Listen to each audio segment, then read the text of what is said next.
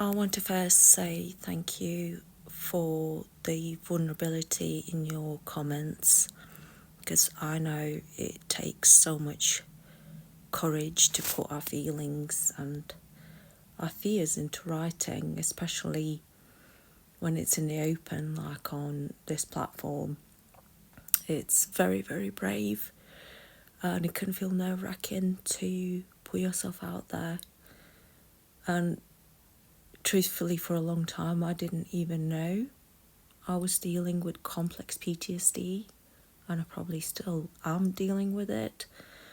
In fact, for the first 5 years after I left Jehovah's Witnesses, I actually flat out refused to even talk about it. I just couldn't stomach talking about religion, talking about Jehovah's Witnesses. I just wanted to pretend like it never happened. And I just couldn't engage in any kind of discussion about it, whether online or in real life. It was just so, I couldn't handle it. I felt so betrayed, so lied to. I felt like we all were deceived to the core, because my life has been taken by this organisation. Real 22 years, real 2 decades. It's not just a number. It was my life. The absolute devastation, realising that, especially those 2 decades being my very best years youth-wise and health-wise, because I've come out the other side being unwell mentally and physically, and knowing that everything I did for that organisation was completely wasted. There's no feeling like it. And those losses are just the hardest things to come to terms with, because all that investment, all that devotion was completely meaningless. The funny fact is, none of them even care. Once you're gone, you're gone. Out of sight, out of mind. And they'll speak cruel things about you. And most people try and say cliche things to try and minimise this trauma, because, especially those who never experienced it, they probably don't really know what to say about it, because when they do say something, it's kind of counterproductive. They try to encourage you, but it actually feels like your pain and your loss is being invalidated. Like, oh yeah, but it's like if you had 2 children, you lost one, and someone says, well, you still have another one. That's not the point. The hardest part for me has been self-worth, or the lack of it. I was constantly taught that, I had no value. We all were.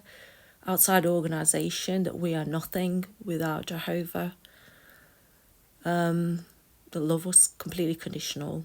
Any mistakes we made meant we were spiritually weak. We had the constant threat of disfellowshipping or rebuking or destruction and Armageddon. It's just punishment everywhere you look. There's just no escape from it. And that kind of stuff alters your brain. Alters it to such a degree that you are literally brain damaged. And that messaging that you received is like, just sits deep. And even years and years after leaving, like, I still find myself apologising for existing. I struggle to trust my own instincts, and I'm always feeling out of place in a world that's normal, but nothing feels normal. Nothing feels real. I'm always questioning reality. PTSD for many of us doesn't just show up as flashbacks, like the odd memory or a bad dream. It can be emotional numbness or emotional overwhelm, which what numbness actually is. We have decision paralysis, disconnection from our own bodies, and the constant fear of punishment, constant fear of people. Like, we're so hyper vigilant, you know, and this constant feeling like we're bad, we're just so bad, we're never enough, we're never good enough. And you get that constant inner voice that always tells you that you're doing life wrong, even when you're just trying to heal, you're just trying to fit in and be normal. And it's not in our heads. It's not, it's real. You know, what we've having to bring ourselves back from. And that brainwashing of, you know, it just runs so deep, and this healing takes so long. And the self-compassion that's literally has been non-existent, and complete real learning of what it means to be a human, or a human without fear. It's crazy.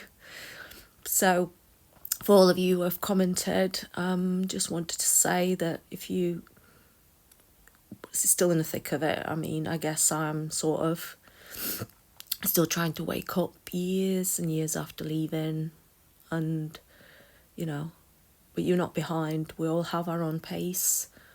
We're not weak. You're not weak. You survived something that most people will never understand. Never ever understand. It's not understandable unless you go through it. And you're grieving for a life you never got to fully live, even if it's that imagination about the paradise on earth. And it takes time. It really does. And I'm obviously still healing too. I have a long way to go. Some days are better than others, some not so much. But trying to connect with others like-minded, you know, or who also are going through it. It's like you're just a little bit less alone in the world. So thank you for being here and speaking your truth, even when it's painful, because you are being seen and you are valid. We all are. We all deserve peace and self-trust.